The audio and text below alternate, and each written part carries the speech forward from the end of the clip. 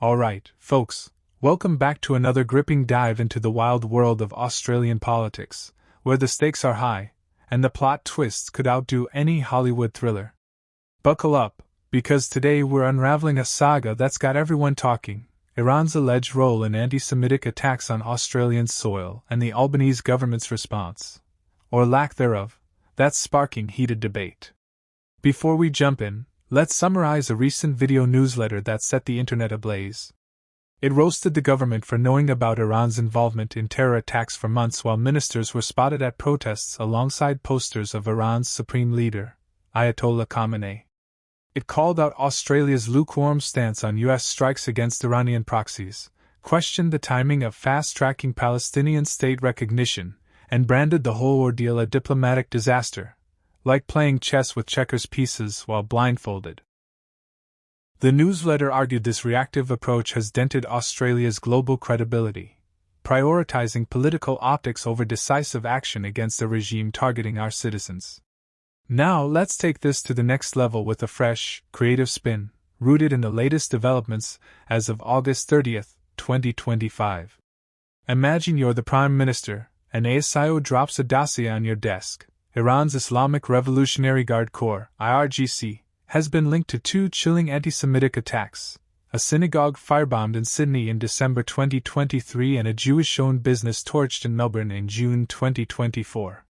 Hard evidence, not whispers, confirmed by intelligence shared with allies like Israel.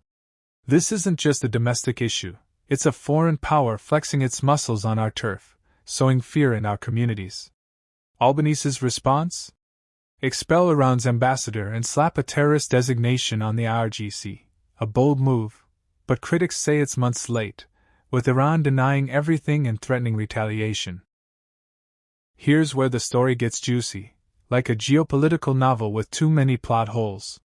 While ASIO was connecting the dots, photos surfaced of ministers at pro-Palestine rallies where Khamenei's face was plastered on posters. A visual that's hard to unsee when you know Iran's targeting Jewish Australians.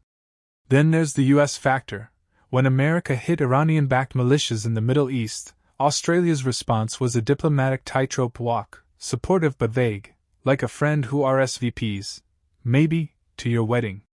Some praise this as nuanced, others see it as spineless, especially when Iran's proxies are laughing all the way to the bank, untouched by our indecision. Now let's add a twist. In September 2025, Australia plans to vote for Palestinian statehood at the UN, a move cheered by some as a step toward peace but blasted by others, like Israel's Netanyahu, as spectacularly ill-timed. Picture this: anti-Semitic attacks are rising, Iran's pulling strings, and the government picks now to push a divisive policy? It's like rearranging deck chairs on the Titanic, while the iceberg's in sight. Jewish community leaders are livid, calling for stronger action, while some analysts wonder if the intel, partly from Israel, might be skewed in this heated conflict. On X, opinions are a wildfire. Some cheer Albanese's diplomat purge, others smell US-orchestrated drama or question why it took so long. What makes this a masterclass in missed opportunities is Australia's potential. We've got top-tier intelligence, rock-solid alliances, and a history of punching above our weight globally.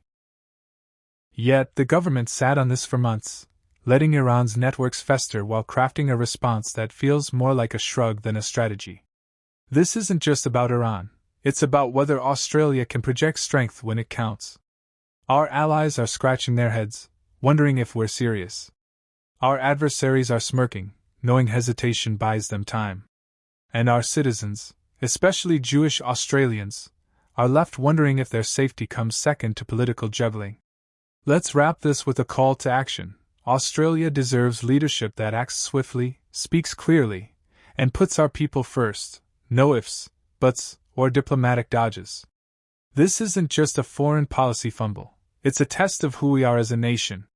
So, hit that subscribe button, join the conversation, and let's keep pushing for a government that doesn't just react but leads with courage. Stay sharp, stay engaged. This story's far from over.